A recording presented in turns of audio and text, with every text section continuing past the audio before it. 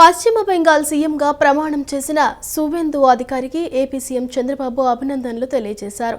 ప్రజా సేవ కోసం బాధ్యతలు స్వీకరించిన ఆయన మంత్రివర్గ సభ్యులకు శుభాకాంక్షలను తెలిపారు. మోదీ దూరదృష్టి, నాయకత్వం, వికసిత్ భారత్ స్వప్నం స్ఫూర్తిగా ముందుకు సాగాలని సూచించారు. పశ్చిమ బెంగాల్ నూతన ముఖ్యమంత్రిగా ప్రమాణ స్వీకారం చేసిన సువేందు అధికారికి ఆంధ్రప్రదేశ్ ముఖ్యమంత్రి చంద్రబాబు శుభాకాంక్షలు తెలిపారు. ఈ మేరకు ఆయన నేడు ఒక ప్రకటన విడుదల చేశారు. ప్రజలకు సేవ చేసేందుకు పదవీ బాధ్యతలు స్వీకరించిన సువేందు అధికారి మంత్రిమండలి సభ్యులకు కూడా చంద్రబాబు హృదయపూర్వక అభినందనలు తెలియజేశారు. ప్రధాని నరేంద్ర మోడీ దార్శనిక నాయకత్వం, ఆయన కన్నా వికసిత్ భారత్ స్వప్నం స్ఫూర్తిగా కొత్త ప్రభుత్వం పనిచేయాలని చంద్రబాబు ఆకాంక్షించారు. ప్రజల ఆశీస్సులు, విశ్వాసంతో అధికారం చేపట్టిన సువేందు అధికారి ప్రభుత్వం విజయవంతంగా పదవీకాలం పూర్తి చేసుకోవాలని మనస్ఫూర్తిగా కోరుకుంటున్నట్లు పేర్కొన్నారు. ఈ మేరకు తన శుభాకాంక్షలను తెలియజేస్తున్నానని చంద్రబాబు వివరించారు. ఇవాళ కోల్కతాలో జరిగిన సువేందు అధికారి ప్రమాణ స్వీకారోత్సవానికి సీఎం చంద్రబాబు కూడా హాజరయ్యారు. తాజాగా సోషల్ మీడియాలోనూ బెంగాల్ నూతన సీఎంకు శుభాభినందనలు తెలిపారు. పశ్చిమ బెంగాల్లో తొలిసారి బీజేపీ ప్రభుత్వం ఏర్పాటు కావడంపై ఆంధ్రప్రదేశ్ డిప్యూటీ సీఎం పవన్ కళ్యాణ్ స్పందించారు. ముఖ్యమంత్రిగా ప్రమాణ స్వీకారం చేసిన సువేందు అధికారికి హృదయపూర్వక అభినందనలు తెలిపారు. పశ్చిమ బెంగాల్లో ఈ చారిత్రాత్మక విజయాన్ని సాధించడానికి సంవత్సరాల తరబడి పోరాటం చేశారన్నారు. బీజేపీ బెంగాల్ నాయకత్వానికి, పార్టీ కార్యకర్తలకు ఈ సందర్భంగా అభినందనలు తెలియజేశారు. ఈ మేరకు ఎక్స్ వేదికగా deputy CM Pawan Kalyan post పెట్టారు. పశ్చిమ బెంగాల్లో తొలిసారి బీజేపీ ప్రభుత్వం కొలువుదీరటంపై ఆంధ్రప్రదేశ్ డిప్యూటీ సీఎం పవన్ కళ్యాణ్ హర్షం వ్యక్తం చేశారు. ఈ విజయం కేవలం ఒక పార్టీకి సంబంధించింది మాత్రమే కాదని, భారత ప్రజల విజయమని ఆయన కొనియాడారు. బెంగాల్లో ఏళ్లుగా ఉన్న హింస, అరాచకం, అక్రమ వలసల వంటి సమస్యల పరిష్కారానికి ఈ ప్రజా తీర్పు కీలకమని ఆయన అభిప్రాయపడ్డారు. ఈ సందర్భంగా భారతీయ జనసంఘ వ్యవస్థాపకుడు శ్యామాప్రసాద్ ముఖర్జీకి నివాళులర్పించిన పవన్, ఆయన పుట్టిన గడ్డపై బీజేపీ గెలవటం ఆయన ఆశయాలకు దక్కిన గౌరవమని పేర్కొన్నారు. ప్రధాని మోదీ నాయకత్వంపై ప్రజలకున్న నమ్మకానికి ఈ ఫలితమే నిదర్శనమని చెబుతూ అమిత్ షా, బీజేపీ జాతీయ, రాష్ట్ర నేతలకు, కార్యకర్తలకు పవన్ కళ్యాణ్ అభినందనలు తెలిపారు. ఆహార స్వయం సమృద్ధి సాధనలో ప్రకృతి వ్యవసాయం కీలక పాత్ర పోషిస్తోందని రాష్ట్ర హోంశాఖ మంత్రి వంగలపూడి అనిత అన్నారు. పరిమిత వనరులతోనే ఇతర దేశాలు మిద్దె తోటల ద్వారా గణనీయమైన దిగుబడులు సాధిస్తున్నాయని, మన రాష్ట్రంలో ఉన్న సహజ వనరులను సమర్థంగా వినియోగిస్తూ ప్రకృతి వ్యవసాయాన్ని మరింత విస్తరించాల్సిన అవసరం ఉందని పేర్కొన్నారు. విజయవాడ వంటి పట్టణ ప్రాంతాల్లో నైట్ ఫుడ్ కోర్టుల ద్వారా ప్రకృతి వ్యవసాయ ఉత్పత్తులను ప్రజలకు అందుబాటులోకి తీసుకురావాలని చెప్పారు. ప్రకృతి వ్యవసాయ విధానంలో సాగు చేస్తున్న ఉత్పత్తులను విక్రయించేందుకు విజయవాడలోని ఎస్ఎల్వి గ్రీన్ విల్లాస్లో ప్రారంభించిన మొబైల్ వెహికల్ను రాష్ట్ర హోంశాఖ మంత్రి వంగలపూడి అనిత సందర్శించారు. ఈ సందర్భంగా మంత్రి మాట్లాడుతూ ఆహార స్వయం సమృద్ధి సాధనలో ప్రకృతి వ్యవసాయం కీలక పాత్ర పోషిస్తోందన్నారు. పరిమిత వనరులతోనే ఇతర దేశాలు మిద్దె తోటల ద్వారా గణనీయమైన దిగుబడులు సాధిస్తున్నాయని, మన రాష్ట్రంలో ఉన్న సహజ వనరులను సమర్థంగా వినియోగిస్తూ ప్రకృతి వ్యవసాయాన్ని మరింత విస్తరించాల్సిన అవసరం ఉందని పేర్కొన్నారు. విజయవాడ వంటి పట్టణ ప్రాంతాల్లో నైట్ ఫుడ్ కోర్టుల ద్వారా ప్రకృతి వ్యవసాయ ఉత్పత్తులను ప్రజలకు అందుబాటులోకి తీసుకురావాలనే ప్రతిపాదనను మంత్రి ప్రస్తావించారు. ఇటువంటి వినూత్న కార్యక్రమాల ద్వారా రైతులకు భరోసా కలగటమే కాకుండా ప్రజలకు ఆరోగ్యకరమైన ఆహారం అందుతుందని తెలిపారు. ప్రకృతి వ్యవసాయాన్ని ప్రోత్సహించేందుకు ప్రభుత్వం తీసుకుంటున్న చర్యలను ప్రస్తావించిన మంత్రి ప్రతి ఒక్కరూ సహజ సాగు వైపు అడుగులు వేయాల్సిన అవసరం ఉందన్నారు. వ్యవసాయ రంగంలో వస్తున్న ఇటువంటి సానుకూల మార్పులు రాష్ట్ర ప్రగతికి ఎంతో దోహదపడతాయని పేర్కొన్నారు. ప్రకృతి వ్యవసాయాన్ని ఈరోజు ఎంకరేజ్ చేసే విధంగా మన విజయవాడ కలెక్టర్ గారు ప్రత్యేకంగా ఇక్కడ ఇలాంటి అంటే విల్లాస్ దగ్గరికి కానీ, డోర్ స్టెప్స్ దగ్గరికి ఆర్గానిక్ ఫార్మింగ్ని విత్ అకౌంటబిలిటీ అంటే ట్రేసబిలిటీతో సైతం, అంటే ఫర్ ఎగ్జాంపుల్ ఆర్గానిక్ ఫార్మింగ్ వచ్చింది, అది నిజంగా ఆర్గానిక్ ఫార్మింగా కాదా అని చెప్పుకోవడానికి ఏ రైతు నుంచి అయితే పండించారో ఆ ట్రేసబిలిటీని కూడా ఒకసారి తీసుకురామా, ట్రేసబిలిటీని కూడా ఒకసారి మనకు చూపిస్తూ ఒక అకౌంటబిలిటీని క్రియేట్ చేయడం నిజంగా ఇది చాలా ఒక మంచి పరిణామం. ఎందుకంటే ఈ రోజుల్లోనే మ్యాక్సిమమ్ రైతుల దగ్గర నుంచి ఫర్ ఎగ్జాంపుల్ ఇదిగో ట్రేసబిలిటీ, ఇది కనుక క్యూఆర్ కోడ్ని మనం కనుక స్కాన్ చేయగలిగితే ఇది ఏ రైతు పండించాడో ఆ రైతు యూజ్ చేసిన నేచురల్ ఫార్మింగ్లో యూజ్ చేసినవన్నీ కూడా మనం చూసే పరిస్థితి కూడా కనిపిస్తుంది. ఇలాంటివన్నిటినీ కూడా ఈరోజు డోర్ స్టెప్స్ దగ్గరికి పంపించి ప్రకృతి వ్యవసాయాన్ని ఎంకరేజ్ చేయాలనే ఉద్దేశంతో గౌరవ ముఖ్యమంత్రి గారి ఆదేశాల మేరకు ఈరోజు ముందుకు రావడం జరిగింది. రైతుల శ్రేయస్సే ధ్యేయంగా కూటమి ప్రభుత్వం పనిచేస్తోందని మంత్రి నాదెండ్ల మనోహర్ అన్నారు. రబీ సీజన్లో ఇప్పటి వరకు 4,410 కోట్ల రూపాయల విలువైన ధాన్యం సేకరించినట్లు తెలిపారు. ఇందులో 94% డబ్బులు 24 గంటల్లోపే రైతుల ఖాతాల్లో జమ చేసినట్లు చేశారు. బాయిల్డ్ రైస్ కొనాలని కేంద్రానికి విజ్ఞప్తి చేస్తే చాలా సానుకూలంగా స్పందించిందన్నారు. విజయవాడ రామవరపాడులోని రైతు సేవా కేంద్రాన్ని, మిల్లులను రాష్ట్ర పౌర సరఫరాల శాఖ మంత్రి నాదెండ్ల మనోహర్ తనిఖీ చేశారు. ధాన్యం కొనుగోలు తీరుతెన్నులను సమీక్షించారు. రైతులతో మాట్లాడారు. అనంతమైన మీడియాతో మాట్లాడుతూ కూటమి ప్రభుత్వం వచ్చిన తర్వాత ధాన్యం కొనుగోలు, రైతాంగానికి నిర్దిష్ట సమయంలో డబ్బులు చెల్లించడమే కాకుండా క్షేత్రస్థాయిలో ఎవరు ఇబ్బంది పడకుండా అనేక సంస్కరణలు చేయటం జరిగిందన్నారు. ఈ సంవత్సరం ఖరీఫ్, రబీలో 70 లక్షల మెట్రిక్ టన్నుల ధాన్యాన్ని కొనుగోలు చేయడానికి ఒక ప్రణాళికలను సిద్ధం చేసుకున్నామని తెలిపారు. కేంద్ర ప్రభుత్వానికి కూడా మనస్ఫూర్తిగా ప్రత్యేకంగా ధన్యవాదాలు చెప్తున్నామన్నారు. రైతులు ఇబ్బంది పడుతున్నారు. బాయిల్డ్ రైస్ కొనుగోలు చేయాల్సిన అవసరం ఉందని చెప్తే 2 లక్షల మెట్రిక్ టన్నుల ధాన్యం కొనుగోలు చేసే వెసులుబాటు కల్పించారన్నారు. ఎన్టీఆర్ జిల్లాలో గత సంవత్సరం 30,000 మెట్రిక్ టన్నుల ధాన్యం సేకరిస్తే ఈ సంవత్సరం 80,000 మెట్రిక్ టన్నుల ధాన్యం కొనుగోలు చేస్తామన్నారు. 7,000 మంది రైతుల నుంచి ధాన్యం కొనుగోలు చేస్తామని చెప్పారు. ఈ రబీ మాసంలో ఇప్పటి వరకు 4,410 కోట్ల రూపాయల విలువైన ధాన్యం కొనుగోలు చేశామన్నారు. 94% డబ్బులు 24 గంటల్లో రైతుల ఖాతాల్లో జమ చేసిన ఘనత కూటమి ప్రభుత్వాన్ని తెలిపారు. చిన్న సమస్యలు, లారీలు, గోతాల విషయంలో ఉన్నాయని రైతులు తమ దృష్టికి తీసుకొచ్చారని, సిబ్బంది ఎప్పటికప్పుడు అప్రమత్తమవుతున్నారని చెప్పారు.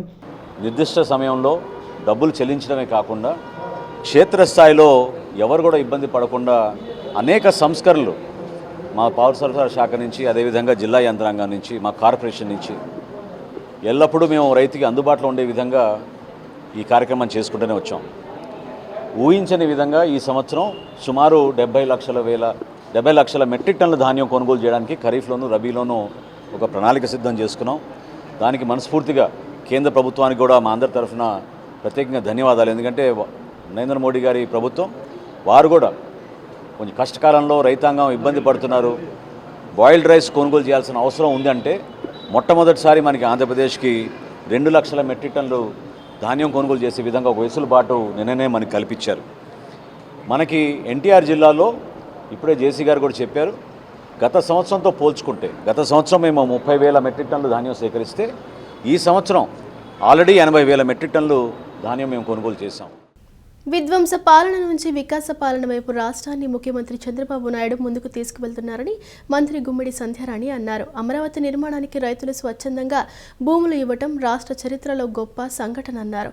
విశాఖ ఉక్కు ఫ్యాక్టరీ పునరుద్ధరణకు కేంద్ర సహకారంతో 1,000 కోట్ల పెట్టుబడులు తీసుకువచ్చామని సంధ్యారాణి అన్నారు.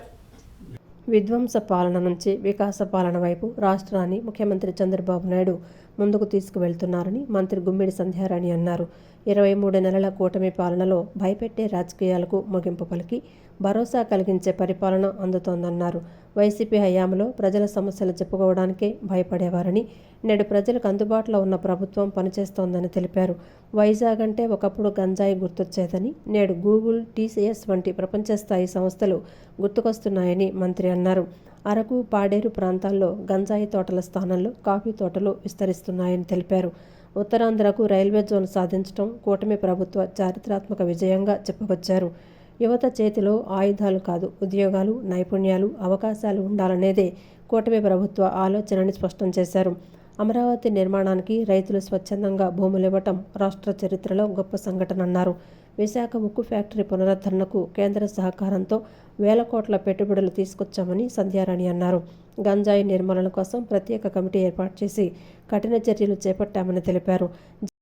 విధ్వంస పరిపాలన నుంచి ఈరోజు అభివృద్ధిలోకి, వికాసంలోకి వచ్చింది అని అంటే ఈరోజు గౌరవ ముఖ్యమంత్రి నారా చంద్రబాబు నాయుడు గారు 23 నెలల పరిపాలన ప్రజల్లో ఒక తీపి గుర్తులుగా మిగిలిపోతున్నాయని చెప్పడానికి చాలా సంతోషంగా ఉంది.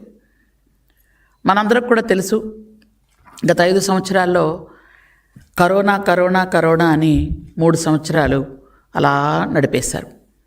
ఆ 3 ఏళ్లలో ఏ కార్యక్రమం చేయలేదు, కనీసం బయటకు కనిపించలేదు, చనిపోయిన వాళ్ళని పలకరించినటువంటి పాపాన కూడా పోలేదు.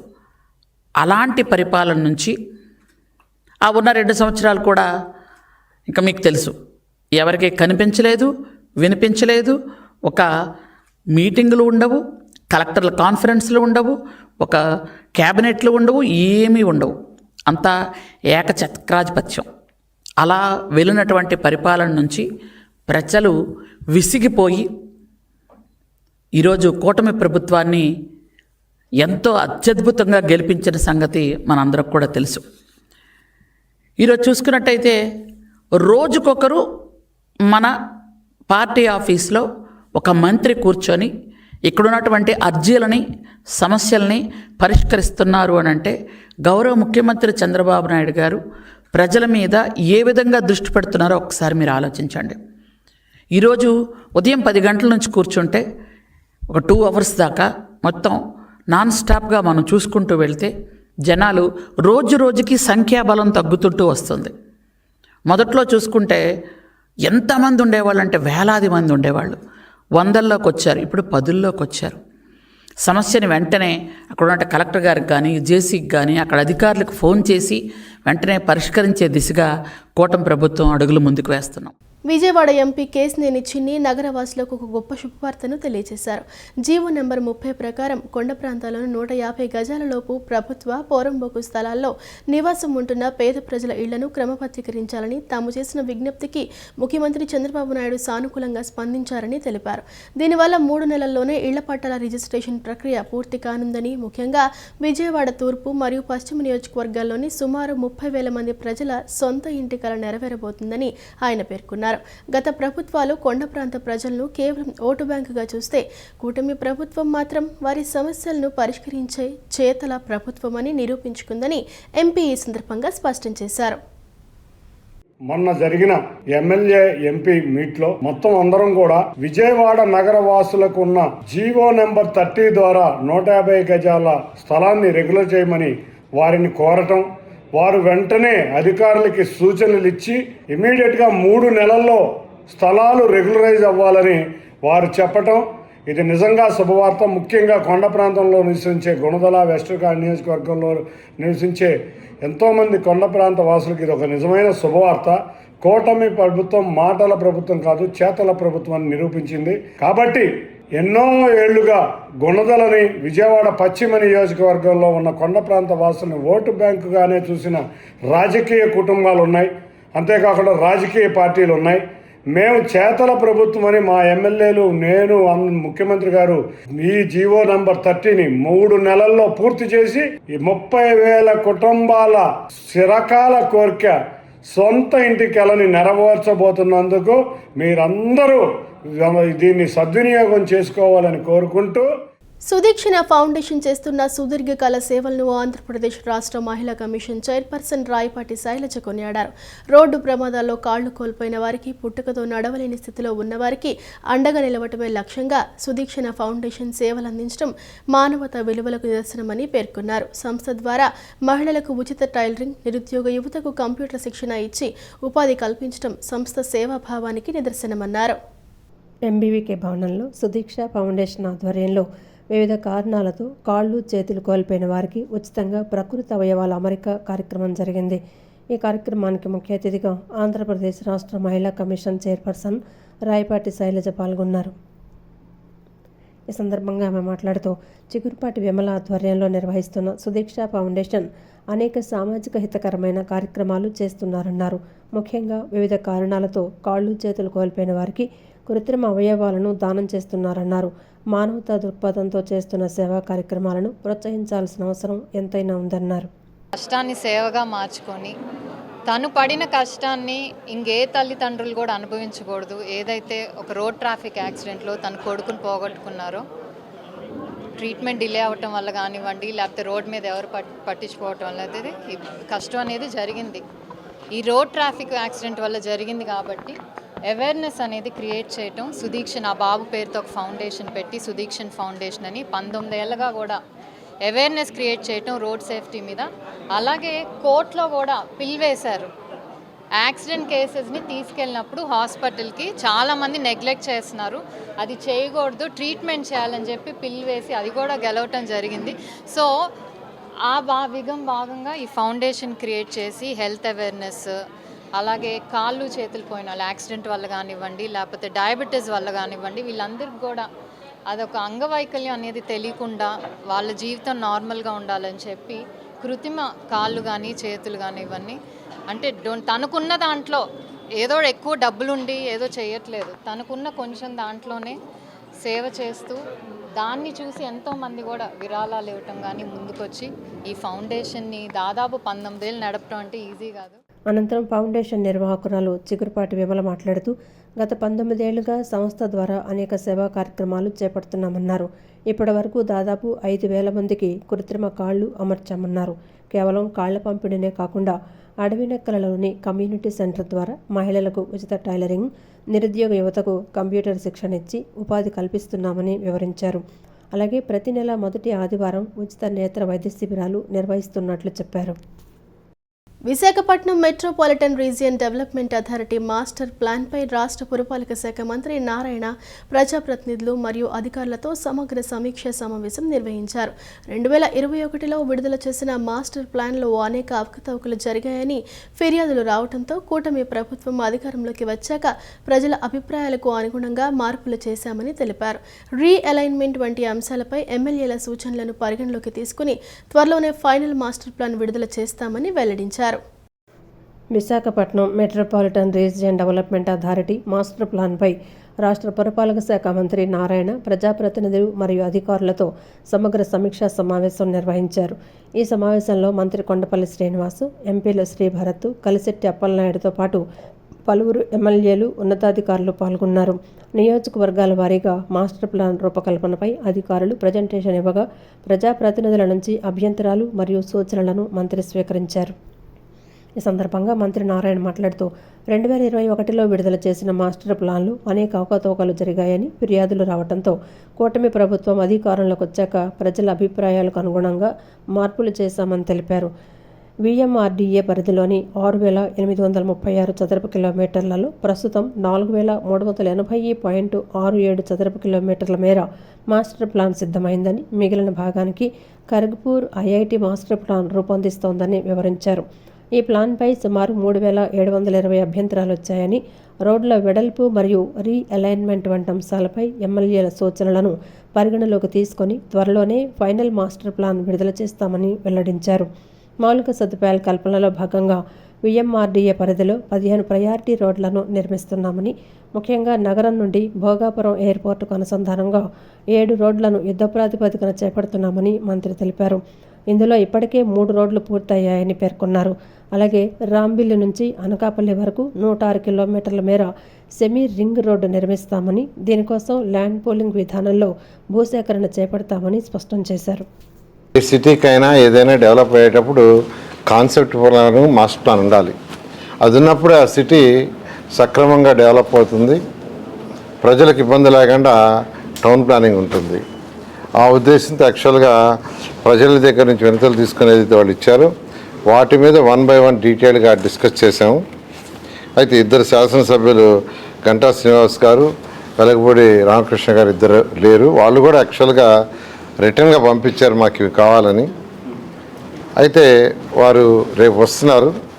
రేపు యాక్చువల్గా సిఆర్డీ కమిషన్ కూర్చొని డిస్కస్ చేయమని నేను కూడా వీడియో కాన్ఫరెన్స్లో జాయిన్ అవుతాను.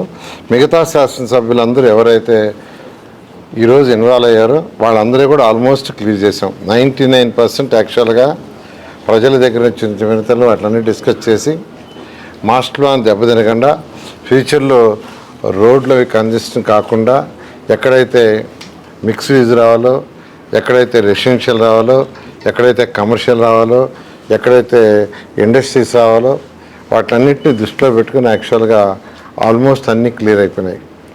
ఆ ఇద్దరు శాసనసభ్యులతో కూడా రేపు మాట్లాడి వెంటనే దీన్ని మాస్టర్ ప్లాన్ ఫైనల్గా అనౌన్స్ చేయడం జరుగుతుంది.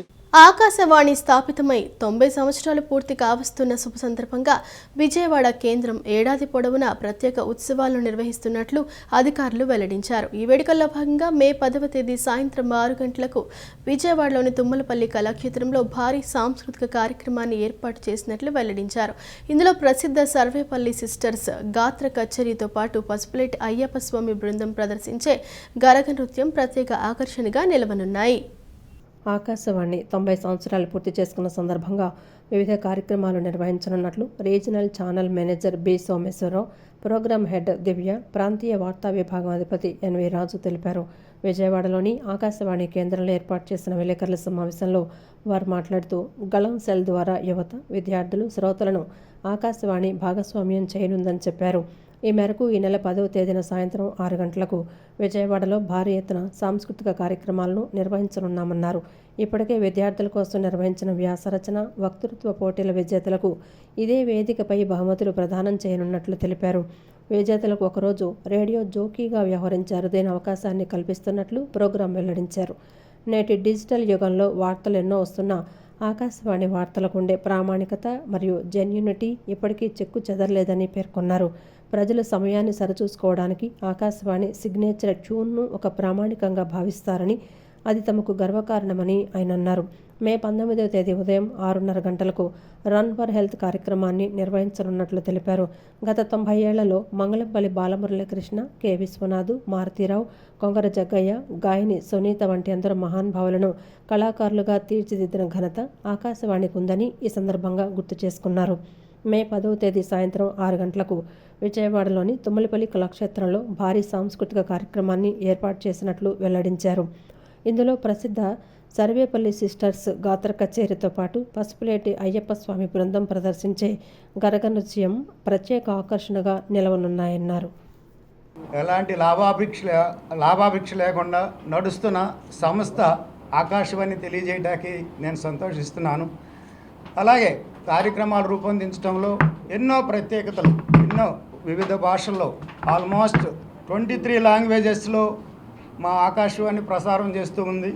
అనేక కథానికలతో, అనేక కళా సాంస్కృతిక కళలతో అనేక విధాలుగా ఒక న్యూసే కాదు, ఇప్పుడు ఆల్ ఇండియా రేడియో అంటే న్యూస్ అనేది ఒకటి ఫేమస్.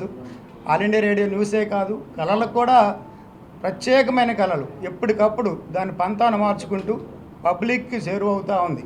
ఇప్పుడు జనరేషన్కి పాత జనరేషన్ తెలుసు, మీకు అందరికీ పాత కళలు తెలుసు.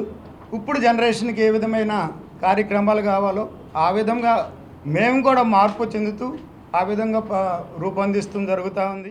జూన్ 8, 2025 నుండి ఈ సంవత్సరం జూన్ 8, 2026 వరకు కూడా వివిధ రకాలైన కార్యక్రమాలు అనేది మా స్టేషన్ తరపున నిర్వహించడం జరిగింది. అందులో భాగంగా ఈ నెల మే 10 అంటే వచ్చే ఆదివారం సాయంత్రం 6 గంటలకు తుమ్మలపల్లి కళాక్షేత్రంలో సంగీత కచేరీ అనేది ఏర్పాటు చేయడం జరిగింది. ఈ సంగీత కచేరీలో అఖండ తాండవం పాటతో ఎంతో ప్రాచుర్యం పొందిన సర్వేపల్లి సిస్టర్స్ వీళ్ళ గాత్ర కచేరీ అనేది ఉంటుంది. అలాగే విజువల్లీ స్టన్నింగ్, చూడడానికి ఎంతో బాగుండే గరగా నృత్యం అనేది పసుపులేటి అయ్యప్ప స్వామి బృందంతో ప్రదర్శింపబడుతుంది. మాది ప్రజా సంస్థ, ప్రభుత్వ సంస్థ, ఇది ప్రజలందరిది కూడా. ఈ వేడుకకి ప్రజలందరూ కూడా ఆహ్వానితులే. ఆకాశవాణి టైం అంటే స్టాండర్డ్, రైల్వే టైం లాగే ఆకాశవాణి టైం కూడా ఒక స్టాండర్డ్ ప్రామాణికంగా తీసుకుంటారు అందరూని. ఈ రోజున కూడా అదే పాటిస్తున్నారు. అయితే ఈ లేటెస్ట్ జనరేషన్కి ఆకాశవాణి అంటే పెద్దగా అవగాహన లేకపోవచ్చు. కారణం సోషల్ మీడియా ఒకటి, ఈ టీవీ ఛానల్స్, తర్వాత డిజిటల్ మీడియాలో చాలా మనకి వార్తలన్నీ అక్కడ మనకి బోల్డ్ దొరుకుతూ ఉంటాయి. సో ఆ రేడియో కేంద్రం అనేది ఒకటి ఉందనేది కూడా కొత్త జనరేషన్స్కి చాలామందికి తెలియదు. రేడియో అంటే ఓన్లీ FM వరకే చాలామందికి పరిచయం ఉంటుంది. కాకపోతే ఆకాశవాణి ప్రైమరీ ఛానల్ గురించి చాలామందికి వివరణ తెలియదు, అవగాహన లేదు. దేశానికి ఆదర్శంగా నిలిచేలా రాష్ట్ర ప్రభుత్వం భూ యాజమాన్య వ్యవస్థను మరింత పారదర్శకంగా, రైతుల శ్రేయస్సు లక్ష్యంగా తీర్చిదిద్దుతోందని జిల్లా కలెక్టర్ డాక్టర్ జి లక్ష్మీస పేర్కొన్నారు. అత్యాధునిక సాంకేతిక పరిజ్ఞానం అనుసంధానంతో పట్టాదారు పుస్తకాలను రాజముద్రతో అందిస్తోందని తెలిపారు. భూ సంబంధ మోసాలకు అడ్డుకట్ట వేసేందుకు, గ్రామాలను భూ వివాద రహితంగా మార్చేందుకు ఈ పాసు పుస్తకాలు దోహదం చేస్తాయని చెప్పారు. ఏకొండూరు మండలం మాధవరంలో జరిగిన పట్టాదారు పాస్ పుస్తకాల పంపిణీ కార్యక్రమంలో కలెక్టర్ లక్ష్మీస, తిరువూరు శాసనసభ్యులు కొలికిపూడి శ్రీనివాసరావు, ప్రజాప్రతినిధులు, అధికారులతో కలిసి పాల్గొన్నారు. 702 మంది స్థానిక లబ్ధిదారులకు పట్టాదారు పాస్ పుస్తకాలు అందించే కార్యక్రమాన్ని ప్రారంభించారు. ఈ సందర్భంగా కలెక్టర్ లక్ష్మీసా మాట్లాడుతూ భూమి అంటే కుటుంబానికి ఉద్వేగాలతో ముడిపడిన అంశమని, ఈ నేపథ్యంలో రీసర్వే పూర్తయిన గ్రామాల్లో రైతులకు సరికొత్త పట్టాదారు పుస్తకాలు అందజేస్తున్నట్లు వెల్లడించారు. ఆధునిక సాంకేతిక పరికరాలతో సర్వే జరగగా శాటిలైట్ టెక్నాలజీ, జియో కోడ్స్ అనుసంధానంతో రాజముద్రతో సరికొత్త పట్టాదారు పాస్ పుస్తకాలను అందిస్తున్నట్లు తెలిపారు. భద్రతా ఫీచర్లతో ఈ పుస్తకాలు రూపొందించినట్లు తెలిపారు. భూ సంబంధ మోసాలకు అడ్డుకట్ట వేసేందుకు, గ్రామాలను భూ వివాదరహితంగా మార్చేందుకు ఈ పాస్ పుస్తకాలు దోహదం చేస్తాయని, హద్దులను మార్చేటువంటి మోసాలు కుదరవని స్పష్టం చేశారు. అత్యంత ఖచ్చితత్వంతో మన భూములు, మన హద్దులు భద్రంగా ఉంటాయని వివరించారు. క్యూఆర్ కోడ్ స్కానింగ్ ద్వారా భూమికి సంబంధించిన వివరాలను కంప్యూటర్లో, మొబైల్లో చూసుకోవచ్చని కలెక్టర్ లక్ష్మీసా తెలిపారు. ఎన్టీఆర్ జిల్లా సురక్ష కన్వీనర్ కేవి నరసయ్య ఆధ్వర్యంలో మెడ్ ప్లస్ సాయితేజ కన్స్ట్రక్షన్స్ వారి సౌజన్యంతో పేద బాలికలకు సైకిల్స్ పంపిణీ మరియు మల్టీవిటమిన్ ఐరన్ టాబ్లెట్స్ పంపిణీ కార్యక్రమాన్ని నిర్వహించారు. గాయత్రీనగర్లోని సంస్థ కార్యాలయంలో నిర్వహించిన కార్యక్రమంలో ట్రాఫిక్ డీసీపీ షిరీన్ బేగం ముఖ్య అతిథిగా పాల్గొన్నారు. ఆమె చేతుల మీదుగా 10 మంది బాలికలకు సైకిల్స్, మల్టీవిటమిన్ ఐరన్ టాబ్లెట్స్ను పంపిణీ చేశారు. క్రమశిక్షణ, పట్టుదలతో చదివి జీవితంలో ఉన్నత స్థానానికి చేరుకోవాలని కోరారు. ట్రాఫిక్ నిబంధనలు పాటిస్తూ సైకిల్స్ జాగ్రత్తగా నడవాలని సూచించారు. వైఎస్ జగన్ హయాంలో 17 మెడికల్ కళాశాలలను తీసుకువస్తే ఇప్పుడు వాటిని కూడా ప్రైవేటీకరించే దిశగా చంద్రబాబు ప్రభుత్వం అడుగులు వేస్తుందని మాజీ మంత్రి పేర్ని నాని ఆరోపించారు. ప్రైవేట్ మెడికల్ కాలేజీల్లో ఒక్కో సీటు 3 కోట్లకు చేరుకుందని ఆవేదన వ్యక్తం చేశారు. మున్సిపల్ పాఠశాలలను గతంలో నారాయణ సంస్థలకు అప్పగించారని, చంద్రబాబు తన లాభం కోసమే నిర్ణయాలు తీసుకుంటారని మండిపడ్డారు. ప్రభుత్వ మెడికల్ కళాశాలల పరిరక్షణ కమిటీ ఆధ్వర్యంలో విజయవాడలోని ఎంబీవీకే భవనంలో రౌండ్ టేబుల్ సమావేశం నిర్వహించారు. రాష్ట్రంలో నిర్మాణంలో ఉన్న 10 ప్రభుత్వ మెడికల్ కళాశాలలను వెంటనే పూర్తి చేయాలని డిమాండ్ చేస్తూ జరిగిన ఈ సమావేశంలో వివిధ రాజకీయ పార్టీలు, ప్రజా సంఘాల నాయకులు పాల్గొన్నారు. ఈ సందర్భంగా మాజీ మంత్రి పేర్ని నాని మాట్లాడుతూ ప్రైవేట్ మెడికల్ కాలేజీల్లో ఒక్కో సీటు 3 కోట్లకు చేరుకుందని ఆవేదన వ్యక్తం చేశారు. ముఖ్యమంత్రి చంద్రబాబు నాయుడు ప్రభుత్వ సంస్థల కంటే పెట్టుబడిదారుల వల్లే అభివృద్ధి జరుగుతుందని నమ్ముతారని, అందుకే గతంలో అనేక ప్రభుత్వ కంపెనీలను విక్రయించారని విమర్శించారు. వైఎస్ జగన్ హయాంలో 17 మెడికల్ కళాశాలలను తీసుకొస్తే ఇప్పుడు వాటిని కూడా ప్రైవేటీకరించే దిశగా అడుగులు వేస్తున్నారని ఆరోపించారు. మున్సిపల్ పాఠశాలలను గతంలో నారాయణ సంస్థలకు అప్పగించారని గుర్తు చేశారు. చంద్రబాబు తన లాభం కోసమే నిర్ణయాలు తీసుకుంటారని మండిపడ్డారు. 5 మెడికల్ కాలేజీలు ఓపెన్ చేశారు. ఏలూరు, రాజమండ్రి, మచిలీపట్నం లాంటి, విజయనగరం 5 మెడికల్ కాలేజీలు ఓపెన్ చేశారు. 5 మెడికల్ కాలేజీలో ఒక కాలేజీలో 150 సీట్లు ఉన్నాయి. 150 సీట్లు 15% సెంట్రల్ పూల్, దాని పోను మిగతాది స్టేట్కి వచ్చినటువంటి పూల్లో 128 ఎంతో. ఆ 128 దాంట్లో ఒక 64 సీట్లు మేనేజ్మెంట్ కోటా. మేనేజ్మెంట్ కోటా అంటే చంద్రబాబు నాయుడు గారికి వాళ్ళు ఆలోచించేట్టు చందా ఇచ్చిన వాళ్ళకి డబ్బులు వచ్చేట్టు కాదు. దాంట్లో 48 సీట్లు, సంవత్సరానికి 5 లక్షల రూపాయల ఫీజు. అనంతరం మాజీ ఎమ్మెల్సీ కేఎస్ లక్ష్మణరావు మాట్లాడుతూ అప్పటికే 5 మెడికల్ కళాశాలలు ప్రభుత్వ రంగంలో ప్రారంభమయ్యాయని గుర్తు చేశారు. అయితే మిగిలిన 10 కళాశాలలను PPP పద్ధతిలో ప్రైవేటు వ్యక్తులకు అప్పగించాలనే ప్రభుత్వ నిర్ణయాన్ని తాము తీవ్రంగా వ్యతిరేకిస్తున్నట్లు స్పష్టం చేశారు. ప్రభుత్వమే పూర్తి స్థాయిలో నిధులు వెచ్చించి మెడికల్ కళాశాలలకు అనుగుణంగా 300 పడకల ఆసుపత్రులను నిర్మించాలని ఆయన డిమాండ్ చేశారు. గతంలో కేంద్ర ప్రభుత్వం ఆంధ్రప్రదేశ్లో 17 మెడికల్ కాలేజీలకు అనుమతి ఇచ్చింది. ఇప్పటికే 5 మెడికల్ కాలేజీలు ప్రభుత్వ రంగంలో ప్రారంభమయ్యాయి. కానీ చంద్రబాబు నాయుడు గారు కూటమి ప్రభుత్వం అధికారంలోకి వచ్చాక ఈ 10 మెడికల్ కాలేజీలని కూడా PPP పబ్లిక్ ప్రైవేట్ పార్ట్నర్షిప్లో నిర్మించాలని ఆయన ప్రతిపాదించారు. ఆ మేరకు నిర్ణయం చేశారు. దీన్ని మేము వ్యతిరేకిస్తున్నాం. మొదటి కారణం ఏంటంటే ఈ మెడికల్ కాలేజీలు 10ట్లో ఎక్కువ భాగం వెనుకబడిన ప్రాంతాల్లో ఉన్నాయి. ఆదోని కానీ, మార్కాపురం కానీ, అట్లనే నర్సీపట్నం కానీ, ఇవన్నీ వెనుకబడినటువంటి ప్రాంతాలు. వాళ్ళకు వచ్చినటువంటి ఒక మంచి అవకాశం. రెండో అంశం ఏంటంటే ప్రతి మెడికల్ కాలేజీకి అనుబంధంగా 300 పడకల ఆసుపత్రి నిర్మించాలి. ఈ ఆసుపత్రి కనుక నిర్మించితే 300 పడకలతో ఆ ఏరియా ప్రాంత పేద ప్రజలందరికీ ఉపయోగం జరుగుతుంది. అట్టడుగు ప్రజలకు ఉపయోగపడేటువంటి ప్రైవేట్ కాలేజీలను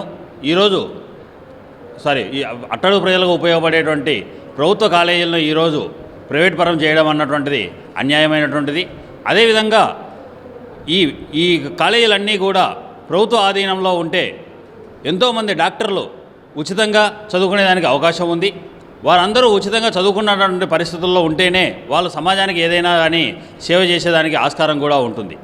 అలా కాకుండా డబ్బు పేరుతో డబ్బులు ఇచ్చి కొనేటువంటి మెడికల్ సీట్ల వల్ల ఎవరైతే డాక్టర్లు అవుతారో వారు భవిష్యత్తులో ఉచితంగా చేస్తారో, ప్రజలకు సేవ చేస్తారో అనేటువంటిది ఖచ్చితంగా మనం చెప్పలేం.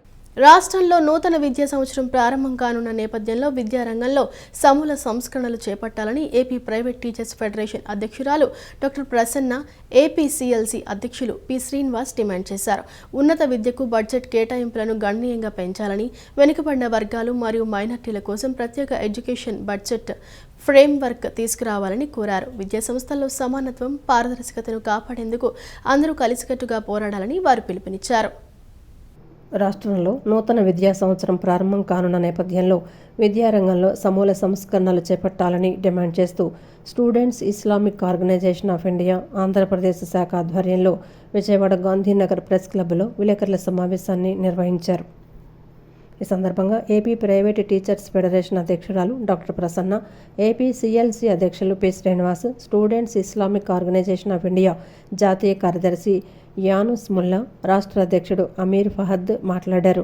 ఉన్నత విద్యకు బడ్జెట్ కేటాయింపులను గణనీయంగా పెంచాలని, వెనుకబడిన వర్గాలు మరియు మైనార్టీల కోసం ప్రత్యేక ఎడ్యుకేషన్ బడ్జెట్ ఫ్రేమ్వర్క్ తీసుకురావాలని డిమాండ్ చేశారు. ముఖ్యంగా విద్యా సంస్థల్లో పెరిగిపోతున్న సంస్థాగత వివక్షను అరికట్టేందుకు రోహిత్ వేముల చట్టం మరియు బలమైన వివక్ష వ్యతిరేక చట్టాన్ని అమలు చేయాల్సిన అవసరం ఉందని స్పష్టం చేశారు. ప్రైవేట్ స్కూల్స్, ప్రభుత్వ బడులు, ఈ రెండింటి మధ్య వ్యత్యాసంలో ప్రభుత్వ బడులు అనేది ఆటోమేటిక్గా పాఠశాలలే కానీ కళాశాలలే కానీ తగ్గుతూ వస్తున్నాయి. మరి ఈ విధంగా తగ్గటం మూలాన గ్రామీణ ప్రాంతాల్లో సామాన్య ప్రజలకి, విద్యార్థులకు అందాల్సిన విద్యనే దూరం అవుతుంది. కార్పొరేట్ వ్యవస్థ అనేది ఎక్కువైపోతుంది. దీనికి ప్రజలకి ప్రభుత్వ బడులు ఎందుకు తగ్గుతున్నాయి అంటే వసతులు సరిగ్గా లేవని, ఫెసిలిటీస్ లేవు, స్కిల్స్ లేవని అన్న క్వాలిఫైడ్ టీచర్స్ ఉన్నది ప్రభుత్వ బడుల్లోనే కదా. విద్యా వ్యవస్థ బాగుండాలి అంటే ప్రభుత్వ బడులే బాగుండాలి కదా. మరి దాని మీద ప్రభుత్వం కూడా ఖర్చు అనేది ఎక్కువగా చేయాలని ఈ సందర్భంగా తెలియజేస్తున్నాము. అంటే అది కులం ప్రకారం కానీ, మతం ప్రకారం కానీ, వర్ణం కానీ, లేకపోతే వాళ్ళు పుట్టిన ప్రదేశం, ప్రాంతం, ఇలాగా దీంతో తేడాలు చూపించకుండా, వివక్ష లేకుండా అందరూ సమానంగా ఉండాలని, ఆ సమానంగా అవకాశాలు ఉన్నప్పుడే మొత్తం కూడా ఈ ధనిక పేదరికం లేకపోతే అంతరాలు ఇవి వ్యత్యాసాలు లేకుండా ఉంటాయని చెప్పేసి ఉద్దేశంతో వాటిని ఏర్పడటం జరిగింది. అయితే ఈరోజు చూస్తే ఇంతకుముందు మనకి మొదట్లో కుల వివక్షత ఉండేది కాబట్టి ఆ కుల వివక్షత సంబంధించి అనేక చట్టాలు వచ్చినాయి. దానికి సంబంధించి ఎస్సీ ఎస్టీ ప్రివెన్షన్ యాక్ట్ కానీ, సివిల్ రైట్స్ ప్రొటెక్షన్ యాక్ట్ కానీ, ఇట్లా కొన్ని చట్టాలన్నీ కూడా ఈ కుల వివక్షత మీద వచ్చినాయి. కానీ ఈరోజు ప్రజెంట్ డేస్లో వీటన్నిటిని చూస్తే దీనికి మతం అనే దాని ప్రకారంగా రిలీజన్, హేట్ ముస్లిం అని అలాగే చాలా పట్టించుకొని చాలా సమూహాలు కూడా ఉన్నాయి. అంటే ఇప్పుడు దాకా కూడా వర్కింగ్ ప్లేసెస్లో కానీ దేంట్లో కానీ స్త్రీలపై జరిగిన లైంగిక హింస కానీ, దాడులు కానీ దానికి సంబంధించింది, అట్లాగే వికలాంగులకు సంబంధించి కానీ ఇట్లా కొన్ని చట్టాలు తీసుకొస్తూ డిజబిలిటీ యాక్ట్ అట్లా తీసుకొని వచ్చారు. అయితే కాంప్రహెన్సివ్గా మొత్తం అన్నీ తీసుకొని రావడానికి చేసిన లెజిస్లేషన్ అయితే చట్టాలు అయితే చేయలేదు. ఈ కార్యక్రమంలో పలువురు ప్రముఖులు పాల్గొని యూజీసీ కొత్త మార్గదర్శకాల వల్ల కలిగే నష్టాలను మరియు విద్యారంగంలోని సవాళ్లను విశ్లేషించారు. విద్యా సంస్థల్లో సమానత్వం, పారదర్శకతను కాపాడేందుకు అందరూ కలిసికట్టుగా పోరాడాలని వారు పిలుపునిచ్చారు. విజయవాడ ఏలూరు రోడ్ అప్సరా థియేటర్ సమీపంలోని స్వర్ణలోక్ కాంప్లెక్స్లో నూతనంగా ఏర్పాటు చేసిన వరేణ్య 1 గ్రామ గోల్డ్ అండ్ పెరల్స్ షోరూంను మాజీ మంత్రి, టీడీపీ ఎమ్మెల్యే కిమిడి కళా వెంకట్రావు, సినీ నటి హెబ్బా పటేల్ ప్రారంభించారు. 170 మందికి పైగా మహిళలు శుభకార్యాల్లో అలంకరణ చేసుకోవటానికి ఎక్కువ ఉపయోగపడే జ్యువెలరీ 1 గ్రామ్ గోల్డ్ ఆభరణాలు అని చెప్పారు. ఇటువంటి జ్యువెలరీని అందరికీ అందుబాటులోకి తీసుకురావటం అభినందనీయమని అన్నారు. విజయవాడ ఏలూరు రోడ్డు అప్సరా థియేటర్ సమీపంలోని స్వర్ణలోక్ కాంప్లెక్స్లో నూతనంగా ఏర్పాటు చేసిన Varenya 1 gram gold and pearls షోరూంను మాజీ మంత్రి, టీడీపీ ఎమ్మెల్యే కిమిడి కళా వెంకట్రావు, సినీ నటి హెబ్బా పటేల్ రిబ్బన్ కట్ చేసి జ్యోతి ప్రజ్వలన చేసి ప్రారంభించారు. అనంతరం షోరూంలో ఉన్న వివిధ రకాల ఆభరణాలను పరిశీలించారు. ఈ సందర్భంగా మాజీ మంత్రి కిమిడి కళా వెంకట్రావు మాట్లాడుతూ పిన్నింటి శ్రీనివాసరావు ఆధ్వర్యంలో వారి కుటుంబ సభ్యులు వరేణ్య జ్యువెలర్ను విజయవాడలో ఏర్పాటు చేయడం ఆనందదాయకమన్నారు. అందరికీ అందుబాటులో ఉండే 1 గ్రామ్ జ్యువెలరీ తీసుకురావడం సంతోషకరమైన విషయం అన్నారు. 170 మందికి పైగా మహిళలు శుభకార్యాల్లో అలంకరణ చేసుకోవడానికి ఎక్కువగా ఉపయోగపడే జ్యువెలరీ 1 గ్రామ్ గోల్డ్ ఆభరణాలని చెప్పారు. ఇటువంటి జ్యువెలరీని అందరికీ అందుబాటులోకి తీసుకురావడం అభినందనీయమన్నారు. ప్రజల ఆదరాభిమానాలతో దినదినాభివృద్ధి చెందుతూ రాబోయే రోజుల్లో మరిన్ని శాఖలు ఏర్పాటు చేయాలని ఆకాంక్షించారు. వరేణ్య జ్యువెలర్స్ని ఈరోజు ఇక్కడ ఓపెన్ చేయటం చాలా సంతోషం.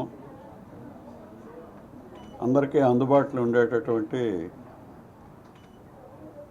ఈ 1 గ్రామ్ జ్యువెలరీ తీసుకురావటం చాలా సంతోషకరమైనటువంటి విషయం. ఎందుకంటే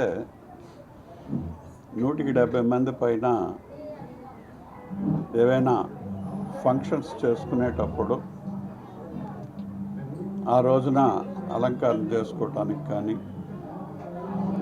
బర్త్డే అలాంటి సమయాల్లో అలంకరణ చేసుకోవటానికి కానీ ఎక్కువగా ఉపయోగపడేటటువంటి ఈ జ్యువెలరీని మరి ఆ రోజు సుఖ సంతోషాలతో వాడుకోవటానికి అవకాశం ఉంటుంది కాబట్టి. అనంతరం సినీ నటి హెబ్బా పటేల్ మాట్లాడుతూ Varenya 1 gram gold and pearl showroom ప్రారంభోత్సవానికి తాను రావడం చాలా సంతోషంగా ఉందన్నారు. షోరూంలో విస్తృత శ్రేణి ఆభరణాలు ఉన్నాయని చెప్పారు. నమ్మకమైన నాణ్యమైన ఆభరణాలు అందరికీ అందుబాటు ధరల్లో ఇక్కడ లభిస్తున్నాయన్నారు. I'm very very happy. నాకు చాలా సంతోషంగా ఉంది ఈ షోరూమ్ లాంచ్ చేస్తే.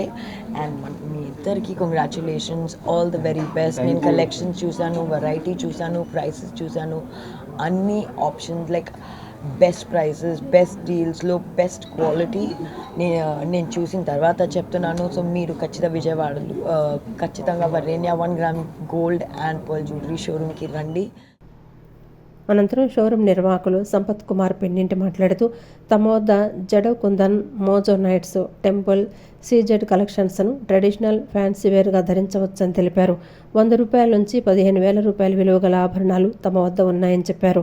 60 రకాల విస్తృత శ్రేణి ఆభరణాలు ఉన్నాయని, ప్రజలు షోరూంను సందర్శించి ఆభరణాలు, వాటి నాణ్యత, ధరలను పరిశీలించాలని, తక్కువ ధరకు మన్నికైన ఆభరణాలు అందిస్తున్నామని తెలిపారు. Jewellery is booming. More than 100 years నుంచి మనం ఈ జ్యువెలరీ ల్యాక్స్ ఆఫ్ ఇయర్స్ నుంచి 1.5 lakh ఆఫ్ ఇయర్స్ నుంచి జ్యువెలరీ అనేది ఉంది. ఫస్ట్ స్టార్టెడ్ ఫ్రమ్ స్టోన్స్, ఇప్పుడు పర్ల్స్, ఇలాంటివన్నీ కూడా. ఇప్పుడు మెయిన్ ముఖ్యంగా జడో కుందన్, మోజోనైట్స్, temple and CZ collection which can be usable by both traditional and fancy wear. మెడ, నడుము, వెన్నెముక తదితర సంబంధిత ఆరోగ్య సమస్యలకు నూతన వైద్య విధానాలతో శస్త్రచికిత్సలకు విజయవంతంగా నిర్వహిస్తున్నట్లు Hyderabad Yashoda hospitals spinal cord surgeon doctor Yarlagadda Madhu Kiran తెలిపారు. ఈ సందర్భంగా విజయవాడలో నిర్వహించిన విలేకరుల సమావేశంలో హాస్పిటల్స్ ప్రతినిధులతో కలిసి మధు కిరణ్ మాట్లాడారు. వెన్నెముకకు సంబంధించి చికిత్సల్లో ఎన్నో మార్పులు, ఉత్తమ విధానాలు అందుబాటులోకి వచ్చాయన్నారు. ఆయా ఆరోగ్య సమస్యలతో బాధపడేవారు భయపడాల్సిన అవసరం లేదని, ఇకపై నగరంలో క్రమం తప్పకుండా క్యాంపులు నిర్వహిస్తామని డాక్టర్ మధు కిరణ్ స్పష్టం చేశారు. డైలీ యాక్టివిటీస్ని రెస్ట్రిక్షన్ చేస్తాం కానీ, లేకపోతే నొప్పి వల్ల భరించలేకపోతాం కానీ, ఇట్లాంటి ప్రాబ్లమ్స్ ఉంటాయి. సో మేము వెరీ లేటెస్ట్ టెక్నాలజీతో, న్యూరో మానిటరింగ్తో మేము యశోద హాస్పిటల్ సోమాజిగూడలో ఈ సర్జరీస్ చాలా సేఫ్గా చేస్తున్నాం. స్పైన్ సర్జరీ అంటే అందరికీ ఒక భయం ఉంటుంది. అయ్యో ఈ సర్జరీ చేస్తే కాళ్ళు పడిపోతాయేమో, చేతులు పడిపోతాయేమో. నో, ఇక మీద ఈ స్పైన్ సర్జరీస్ మేము యశోద హాస్పిటల్స్లో చాలా సేఫ్గా న్యూరో మానిటరింగ్ కంట్రోల్తో, నావిగేషన్తో, అత్యంత స్మాల్ ఇన్సిషన్స్తో endoscopic spine surgeries and we also offer minimally invasive spine surgeries. అంతే చిన్న కంతతో మనమైతే ఈ సర్జరీస్ చేయగలుగుతాం. ఒకప్పుడు ఇదే సర్జరీ ఒక 3 inches 5 inches కార్ ఉండేది. కానీ ఇప్పుడు నుంచి ఈ చిటుకునే గోర్ అంత చిన్న ఇన్సిషన్తో మనం సర్జరీస్ ఆఫర్ చేస్తున్నాం. ఈ వార్తలు ఇంతటితో సమాప్తం. మరో బులెటిన్తో మళ్ళీ కలుద్దాం. అంతవరకు సెలవు. నమస్కారం.